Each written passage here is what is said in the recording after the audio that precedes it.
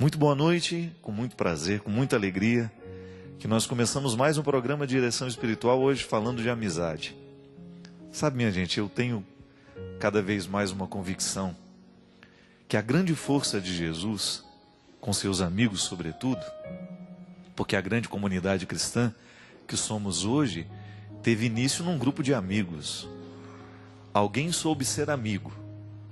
Alguém soube emprestar o coração, alguém soube emprestar o ouvido, o braço, o colo.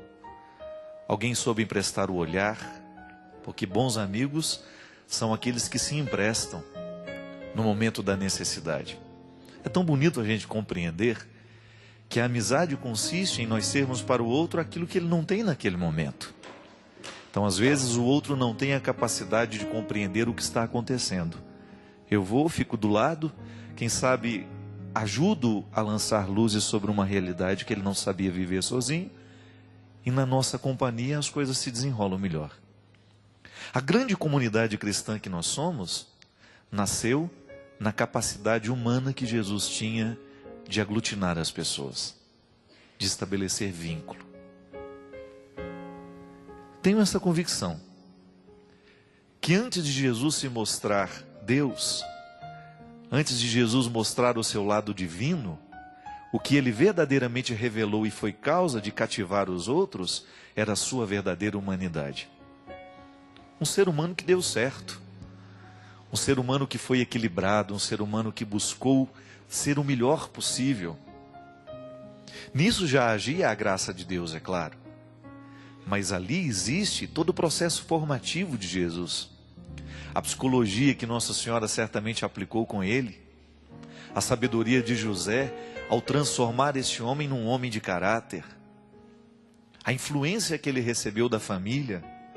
Jesus era um ser humano inesquecível. Antes de se mostrar Deus, antes de ser aquele homem que fazia milagres, que era capaz de realizar coisas estrondosas, maravilhosas, Jesus sabia ser gente. É o que fazia com que as pessoas andassem atrás dele. A palavra de Jesus era uma palavra que estabelecia vínculo. Era uma palavra que aproximava, não era uma palavra que afastava.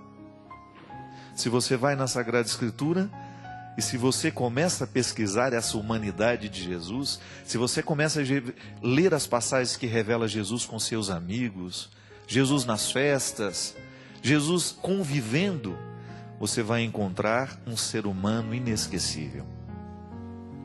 E o bonito de tudo isso, minha gente, é que nós, como grande comunidade cristã, nós somos convidados a ser Jesus de novo. Toda a dimensão divina está a nosso favor, porque nós somos filhos da graça. A graça de Deus não deixa de agir em nós. Mas aí entra a responsabilidade humana no acolhimento dessa graça, quando nós olhamos para o humano que está em Jesus. Queremos ser como Ele. Não somos anjos, somos humanos, eu, você, marcados por limites, por incompreensões, por dificuldades. Erramos, acertamos, mas não perdemos de vista o referencial que nós queremos nos tornar. E é bonito quando a gente descobre que ao ser amigo de alguém, que ao ser marido, que ao ser irmão, que ao ser filho, nós estamos também buscando o modelo de Jesus para a nossa vida. E que no momento que a gente precisa, é bom a gente encontrar alguém que tem raiz, como diz a música. Jesus conseguia ser isso, né? Podava o que havia de ruim nas pessoas, não deixava crescer. Como? Através da palavra dele. Jesus era um amigo que estava o tempo todo comprometido com as pessoas que ele amava. Ele não permitia que crescesse dentro do coração que ele amava alguma coisa que pudesse ser ruim. E é bom quando nós temos alguém na vida que cumpre esse papel também. De nos amar de um jeito certo, de nos promover para a liberdade, de fazer acontecer dentro do nosso coração a ressurreição nossa de cada dia, não é verdade? Há dias em que a gente parece que está meio morto. Parece que a vida, às vezes, tem o poder de nos sepultar antes da morte. Quando a gente percebe que a gente está perdendo as esperanças, quando as tristezas estão sendo superiores às nossas alegrias, quando a gente fica desanimado, você experimenta isso, eu experimento. Quando a gente sofre por não ser amado como a gente gostaria que fosse, quando você escuta o que não gostaria de ter escutado, quando você perde e não gostaria de ter perdido, quando você é traído, quando você descobre alguma coisa que não foi do jeito que você planejou, é como se a vida começasse a nos sepultar antes mesmo da morte. Mas eis que entra alguém com seu poder de nos olhar de forma humana e divina e nos convence de que a ressurreição ainda é possível, que nós não estamos condenados a viver a morte de hoje. Todo dia a gente morre e a gente renasce um pouco. O processo de viver e de morrer é cíclico, né? Ele não para. Hoje eu estou morrendo. Eu tenho um dia a menos na minha vida. Isso não é para eu ficar desesperado. Hoje eu estou um dia mais próximo da minha morte. Você também.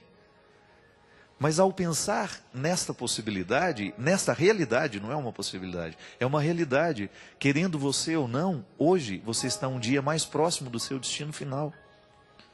Isso não é para nos encher de desespero, mas é para, quem sabe, a gente pensar na qualidade que nós queremos dar aos dias que nos restam. Não é assim?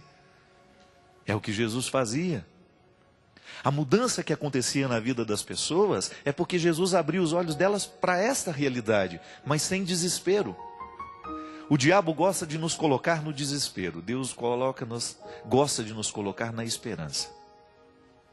Há duas formas de interpretar este tempo que nos resta. Ou eu vou viver amargurado com aquilo que eu não vivi, com aquilo que eu não fiz, ou eu vou olhar para o tempo que me resta com o desejo de refazer o que precisa ser refeito, administrar o que precisa ser administrado e correr atrás do tempo perdido. Eu tive a graça de receber na minha casa essa semana o Guilherme, um amigo que a vida me deu a oportunidade de fazer. Ele já me conhecia e eu não. E eu tive a graça de ter o Guilherme. E eu achei interessante o quanto que na vida do Guilherme, Deus me utilizou como sendo um sinal. Um rapaz jovem, cheio de vida, diferente, não é comum, não é? Não é aquele rapaz que eu costumo ver na fila da minha igreja, não. Diferente. Mas nele uma experiência de Deus humana. Muito bonito de identificar isso nele. E eu, conversando com ele ontem, ele me dizia assim: padre, uma das coisas que mais marcou de tudo aquilo que o senhor dizia é quando o senhor falou do sucesso. O senhor disse que fazer sucesso é ser feliz. Que o seu pai nunca apareceu em grandes noticiários, ele nunca foi noticiado, ele nunca apareceu na televisão, mas que o seu pai era um homem de sucesso porque ele buscava a felicidade todo dia na simplicidade dele. E é verdade, minha gente. E às vezes, da mesma forma como Deus entrou na vida do Guilherme através da minha palavra, você também tem o poder de entrar na minha vida através de uma palavra que você me diz. Essa semana eu recebi um e-mail de uma senhora que falou tanto ao meu coração.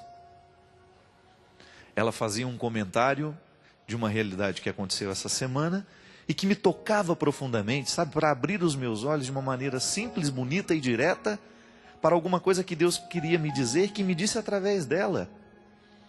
E é interessante que quando a gente termina de ler um e-mail como esse, a gente sente vontade de dizer: palavra da salvação. Não é verdade? Qual é a palavra que nos salva? É aquela que nos encontra na hora certa. A palavra que tem o poder de salvar é aquela palavra que nos encontra no momento certo. Quantas vezes você leu aquela mesma passagem da Escritura e ela não disse nada para você, mas de repente você lê e aquela palavra te salva naquela hora? Por quê? Porque era a hora certa de ler. É como você dizer alguma coisa para o seu filho na hora errada. Não adianta.